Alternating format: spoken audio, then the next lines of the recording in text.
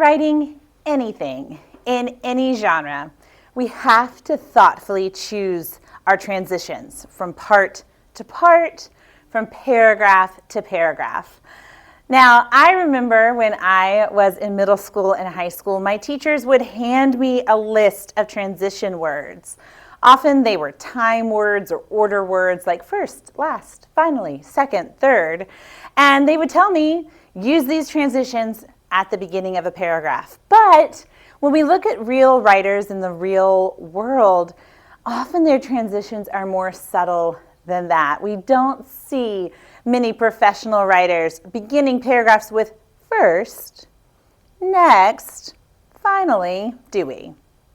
So, how are we going to transition? Well, I've got one move for you today to help you with structuring your writing, and it is the contrasting conjunction transition.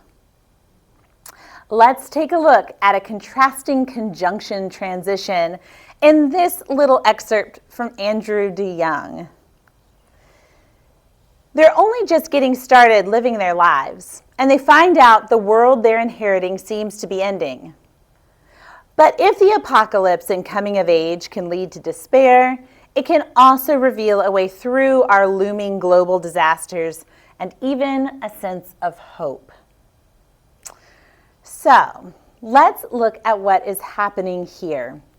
In this piece by Andrew DeYoung, this sentence that we begin with on the poster is the end of a much longer paragraph. This is the end of a paragraph that's about 7 or 8 sentences long.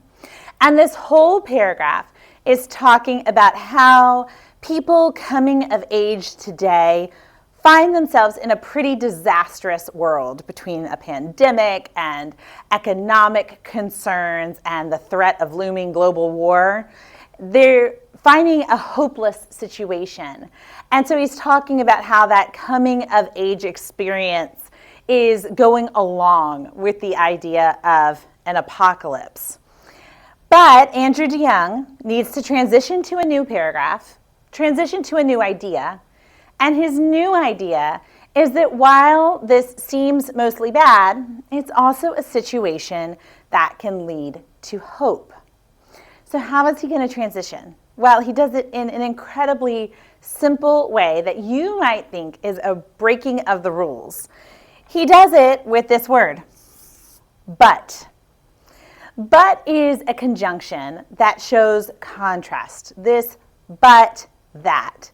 Yet is another conjunction that does the same thing. It shows a difference between two ideas.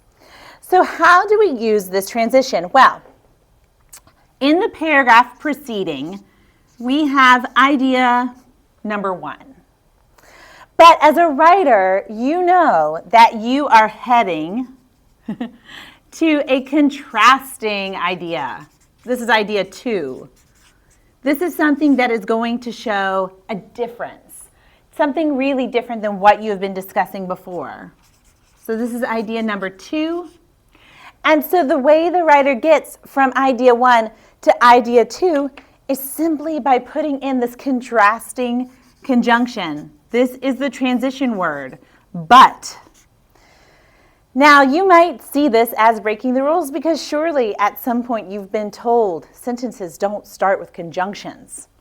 Do you remember the reason your English teacher told you that? It's because conjunctions join things together, right? But in this case, that is actually what's happening.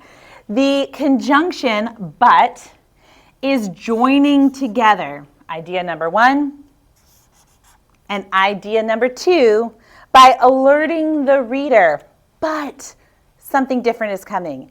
But this can be viewed a different way. Yet, there's another side to this story.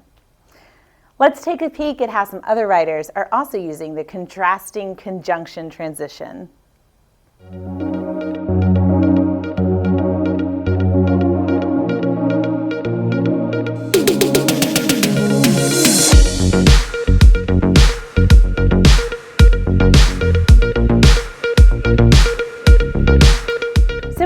Writing. Where is a place where you move from an idea in one paragraph to a different idea, a slightly contrasting idea in the next paragraph. And you need a way to structure that. You need a way to transition, to get from idea number one to idea number two. Where could you lead a paragraph with the word but or yet to show contrast happening, to prep your reader for what's coming next by alerting them that a big difference is coming up next? Thanks for watching. Please subscribe so that you don't miss any mini moves for writers.